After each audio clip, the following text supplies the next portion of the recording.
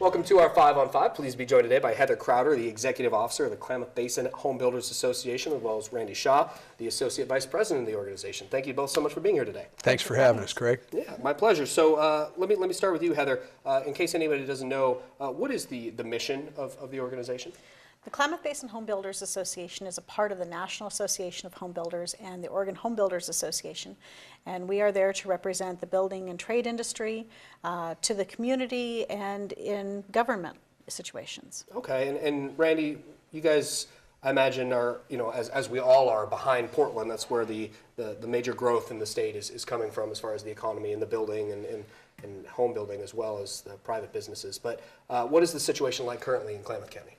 Well, I think we're in a bit of a unique situation in Klamath County. We have several what you might call custom home builders in the community, but we really don't have anybody filling that spec home marketplace.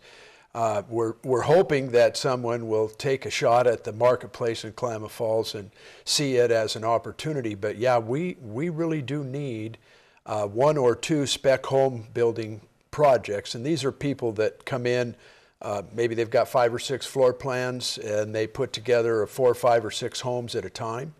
Our marketplace is very active, and we could certainly use the ability for that spec home portion or segment of the market to be filled. Okay, and Heather, you talked before about working with government. Do you guys work with officials at the federal, state, local levels? Can you give us an idea of what you guys do there? The home builders in Klamath Falls actually work directly with the local government, but when it comes to matters for the state and national, usually our partnership with the Oregon Home Builders and the National Association, they will actually interact there, although we do participate in a number of the activities and events that they will have going on, the meetings, and providing information from the local side of things. Sure. Okay, very good. We're going to take a quick commercial break. We'll have much more in a moment. Stay with us.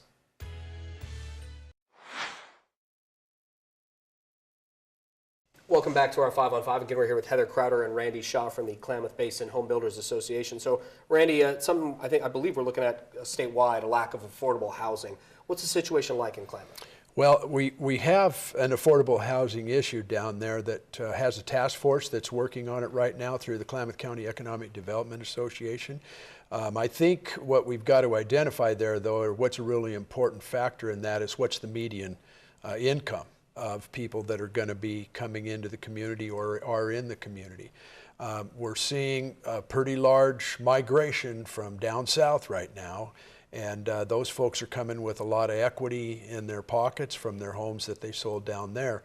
So affordable housing, I think, it is an issue in Klamath County, but possibly not as big an issue as it is in some of the larger metropolitan areas. Okay, are there requirements at all in the Klamath Basin that require, I'm trying to think of the best way to phrase it, but forces, if you will, if that's the right word, builders to make affordable housing, as well as some of maybe the more high-end stuff? Yeah, so right now at the state level, I think inclusionary zoning is being discussed.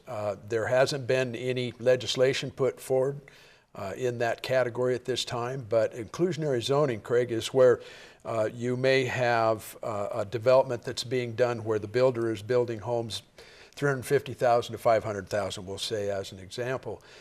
There would be a percentage of those homes in that development, though, that would have to be built at the level of affordability, which would be based on the median income of that community. And I think there's some real pushback there from the development side of things because, of course, when you have a $150,000 or $200,000 home put into a neighborhood that's a $350,000 to $500,000 home, what's that doing to the values of those other homes? Sure, interesting, and that's called inclusionary zoning. I'm learning so much here today. Very good. Okay, what about talking about kind of Portland and kind of what we all look to that area for? Is rent control something we only see in Portland? Is that ever at all a concern maybe for coming here locally? Well, I think it's a concern that it will. We know that the city of Portland City Council has passed some rent control measures up there. There's some significant pushback from the realtors, from the home builders, and from the rental associations across the state due to that. Statistically speaking, across the country when rent control was initiated, it actually caused a shortage of rental properties rather than producing a larger amount of rentals for people to habitate. So what happens there then, of course, is your rent prices go up because it's supply and demand. You have less rentals, and therefore there's a higher value put on those rentals. So I think right now there's a lot of discussion, but I know that there's a lawsuit that's been filed which has to do with the rent control measures that have been put in place in the Portland city limits. Something all the builders associations, I imagine, are looking at in Portland. Okay, Yeah, very exactly good. right. Well, thank you both so much for coming over. Appreciate it. Thank you. Craig, it's been a pleasure. All right, stay with us. We'll be right back.